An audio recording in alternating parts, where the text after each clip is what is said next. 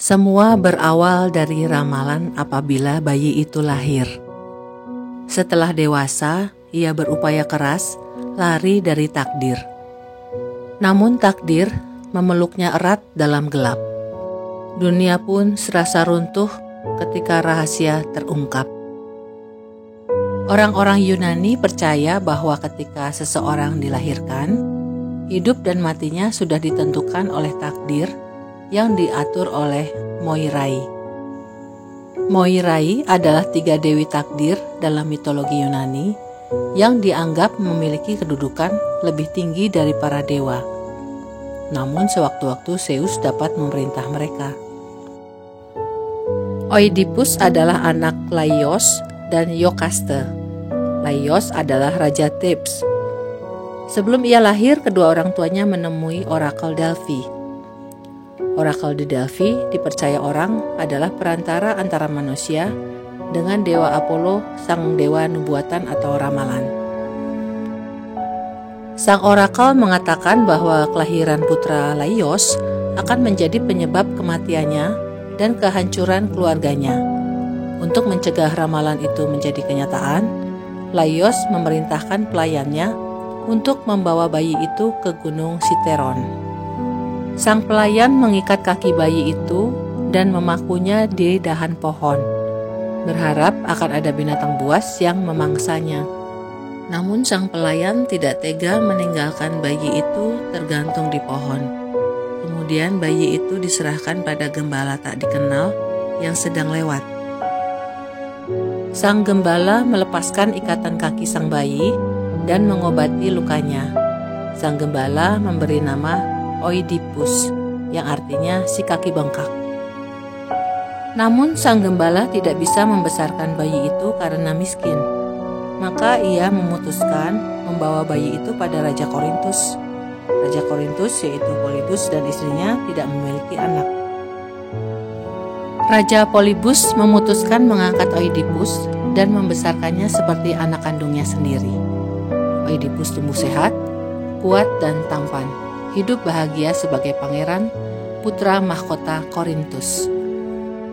Pada suatu ketika dalam sebuah perayaan, seorang bangsawan mengatakan bahwa Oidipus tak layak menjadi pewaris tahta Korintus karena ia adalah orang asing.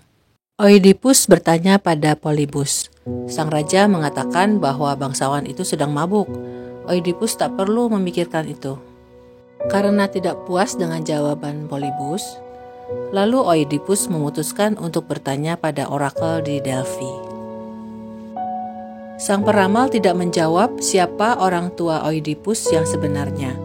Ia hanya mengatakan bahwa Oidipus akan membunuh ayah kandungnya dan kemudian menikahi ibunya sendiri. Oidipus merasa kecewa dan memutuskan meninggalkan Korintus agar ia tidak membunuh ayahnya yang ia sayangi dan menikahi ibunya sendiri. Dalam perjalanan di sebuah persimpangan yang sempit, ia bertemu dengan seorang pria sedang menaiki kereta kuda dan didampingi para pelayannya. Salah seorang pelayannya menghala Oidipus dengan kasar sehingga Oidipus terlempar. Oidipus marah dan memukul orang itu. Selanjutnya mereka semua menyerang Oidipus. Oidipus yang muda, lincah dan terlatih menyerang balik dan membunuh mereka semua, kecuali satu orang pelayan yang berhasil kabur. Oidipus pun melanjutkan perjalanannya. Kemudian Oidipus mendengar sebuah berita bahwa negeri Thebes sedang diteror oleh monster kiriman Dewi Hera. Monster itu berbentuk setengah wanita, setengah singa, dan bersayap. Makhluk jahat itu berdiri di atas batu dekat pintu masuk kota. Monster itu akan memberi teka-teki pada siapapun yang mencoba mendekatinya. Monster itu bernama Sphinx. Beberapa orang yang nekat menghampiri monster itu dilahap oleh monster itu karena tidak bisa menjawab teka-tekinya. Negeri Thebes sedang berduka karena rajanya meninggal. Sementara negeri Thebes dipimpin oleh Kreon, saudara kandung Iokaste. Kreon membuat sayembara, barang siapa bisa mengalahkan Sphinx, ia akan menjadi Raja Thebes dan menikahi Iokaste, janda Laios. Oedipus memutuskan untuk menghadapi monster itu. Dia tidak takut mati. Ia pikir bila ia mati, maka ramalan itu akan gugur dan orang tuanya akan selamat.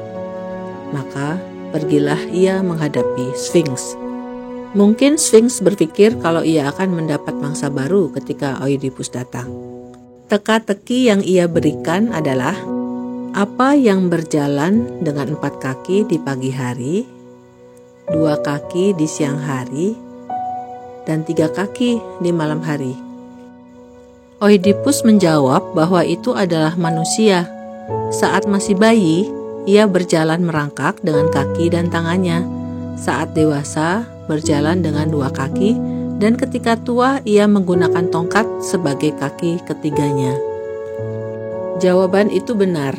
Dan kemudian tanpa alasan yang jelas, Sphinx menceburkan diri ke laut dan mati.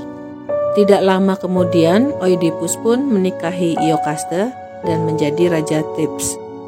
Oedipus memiliki 4 orang anak, yaitu 2 anak laki-laki dan 2 anak perempuan. Hidupnya bahagia. Oedipus dikenal sebagai raja yang baik hati. Namun kemudian awan gelap hadir kembali menyelimuti negeri itu. Wabah melanda negeri dan banyak penduduk yang mati. Penduduk memohon bantuan pada raja yang dulu pernah menyelamatkan mereka dari Sphinx. Oedipus mengutus Kreon untuk mendatangi orakel di Delphi untuk mencari tahu penyebab kemalangan yang terjadi di negerinya. Ketika Kreon kembali dari Delphi, Kreon mengatakan bahwa negeri ini harus dimurnikan kembali karena ternoda oleh perbuatan kriminal sang pembunuh Raja Laios.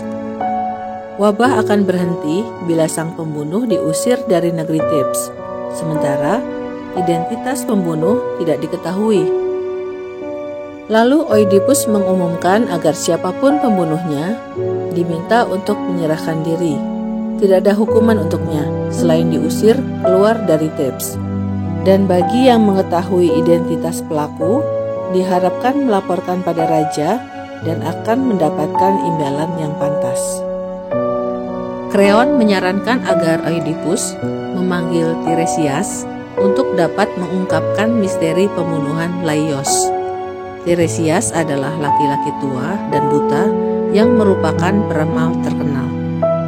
Namun ketika Tiresias datang, Tiresias tidak mau mengungkapkan siapa pelakunya, karena informasi itu hanya akan mendatangkan kesengsaraan. Oedipus marah dan menyebut Tiresias pengkhianat. Tiresias tersinggung dengan tuduhan itu, lalu mengungkapkan kebenaran yang mengerikan bahwa pembunuh Raja Laios adalah Oedipus sendiri. Tiresias berkata, "Kau yang menginginkan kebenaran dan memaksaku untuk mengungkapkannya. Sekarang, tanggunglah hukuman itu dan sambutlah kutukan yang kau panggil." Oedipus mengusir Tiresias yang ia katakan berkolusi dengan Kreon yang mengincar tahtanya. Kreon mengatakan, "Aku adalah temanmu yang menjadikanmu raja di Thebes. Bagaimana mungkin aku mengincar tahta itu?" Kreon pergi. Iokaste mencoba menenangkan suaminya. Sementara itu, datanglah utusan dari Korintus yang mengabarkan pada Oedipus bahwa sang raja Korintus wafat. Oedipus diminta kembali ke Korintus untuk menjadi raja. Oedipus merasa sedih, bercampur lega karena ayahnya meninggal bukan karena dibunuh olehnya. Tapi Oedipus tidak mau kembali ke Korintus karena ia masih dibayang-bayangi ramalan bahwa ia akan menikahi ibu kandungnya. Utusan itu berkata, "Jangan khawatir rajaku, karena permaisuri raja bukanlah ibu kandungmu yang sebenarnya." Oedipus bertanya, "Bagaimana kau bisa tahu rahasia itu?" Utusan itu menjawab, "Karena akulah yang menyerahkanmu kepada raja ketika kau masih bayi. Di kakimu ada luka bekas tusukan." Iokaste merasakan ketegangan di dalam hatinya mengingat peristiwa lama itu. Oedipus bertanya, Dapatkah kamu mengenali orang yang menyerahkan bayi itu kepadamu jika kau melihatnya lagi? Iokaste minta agar Oedipus tidak melakukan itu karena hanya akan menambah kesengsaraan. Namun Oedipus merasa perlu untuk mengetahui identitas orang tuanya yang sebenarnya agar ramalan itu tidak terjadi. Hati Iokaste hancur. Kemudian ia lari ke kamarnya sambil menangis. Oedipus heran melihat reaksi histeris Iokaste. Ketika Oedipus sedang berbicara dengan utusan dari Korintus, datanglah seseorang memberitahu bahwa saksi pembunuhan Raja Laios sudah ditemukan. Tiba-tiba utusan dari Korintus itu menunjuknya dan berkata pada Oedipus, "Tuan, inilah orang yang menyerahkan bayi itu padaku. Aku tidak ragu-ragu." Sang pelayan menjadi pucat wajahnya. Pada awalnya ia menyangkal, tapi Oedipus memaksanya untuk mengatakan yang sebenarnya. Dengan berat hati, pelayan itu mengatakan yang sebenarnya. Kegelapan itu pun sirna. Seketika itu juga Oedipus menyadari bahwa ramalan itu sudah digenapi dan menjadi kenyataan.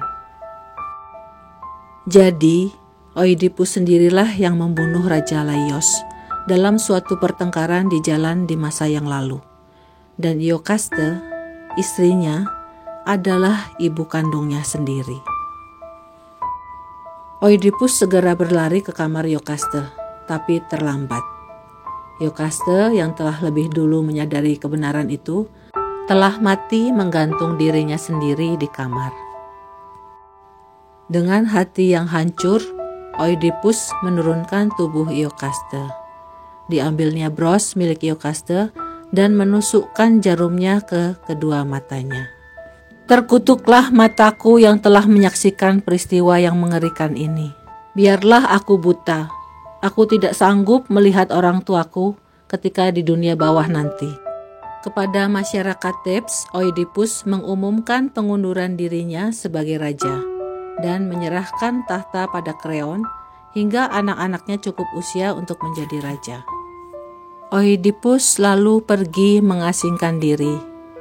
Antigone, salah satu putrinya, dengan sukarela menemani Oedipus yang malang itu. Kehadiran Antigone di sisinya merupakan belas kasihan para dewa terhadap Oedipus yang hidupnya menderita sejak dilahirkan. Kisah Oedipus menunjukkan beberapa hal pada kita. Salah satunya adalah bahwa kebenaran akan mencari jalannya sendiri, walau ia ditutup-tutupi. Kalau menurut kalian, pesan moral apa yang didapat dari kisah Oedipus? Tulis di kolom komentar ya. Terima kasih sudah menyaksikan video ini. Semoga bermanfaat ya. Sampai jumpa pada tayangan berikutnya.